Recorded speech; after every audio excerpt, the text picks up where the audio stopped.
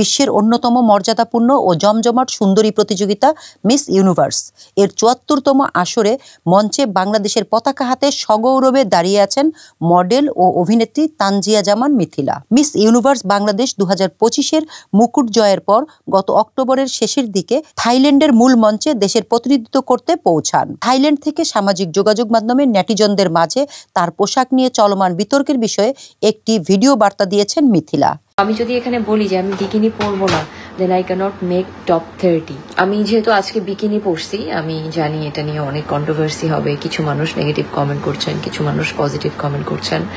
আমি জানি we are live in a Muslim country, আমাদের অনেক ধরনের রেস্ট্রিকশন আছে সোসাইটিতেও, আমরা একটা সোসাইটিতে থাকি যেটার সাথে এই জিনিসটা নিয়ে আমরা খুব বেশি আসলে কমফোর্টেবল না। সেখানে দেশের মানুষের প্রতি তীব্র ক্ষোভ ও হতাশা প্রকাশ করে মিথিলা তুলে ধরেছেন প্রতিযোগিতার কঠিন বাস্তবতা। ভিডিওতে মিথিলা বলেন, আমাকে অন্যান্য দেশের মানুষের ট্রল করলে আমার কিছু যায় আসে না, কিন্তু আমার দেশের মানুষ তো দেখছে আমি কি কষ্ট করছি। এত কষ্ট করেও যদি নিজের দেশের মানুষের কাছ থেকে অ্যাপ্রিসিয়েশন না পায় তাহলে তো এটা খুবই কষ্টের। 4টা জিনিসের উপর মার্কিং হয়। একটা জিনিস হচ্ছে ইভিনিং গাউন, আর একটা বিকিনি, আর একটা close door interview and national costume. চারটা সাবজেক্টের উপরে আমাদের মার্কিং করা হয়।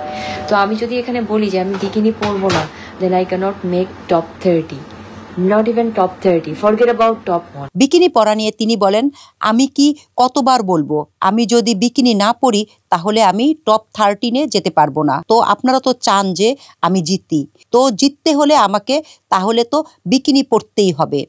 এখানে আসলে রিলিজিয়ন কিছু না, এখানে আমাকে জিততে হবে। বাংলাদেশকে যদি জেতাতে হয় তাহলে আমাকে পড়তে হবে। তার কথায় এই জায়গাটা কিন্তু অনেক বড় একটা জায়গা, এতগুলো মানুষের সাথে কম্পিটিশন এবং সবাই ভালো, এখানে কেউ খারাপ না, সবাই ভালো। তো এদের সাথে কম্পিট করতে হলে আমাকে কিন্তু অনেক ভালো করতে হবে, আমার দেশের মানুষকেও অনেক এগিয়ে আসতে হবে।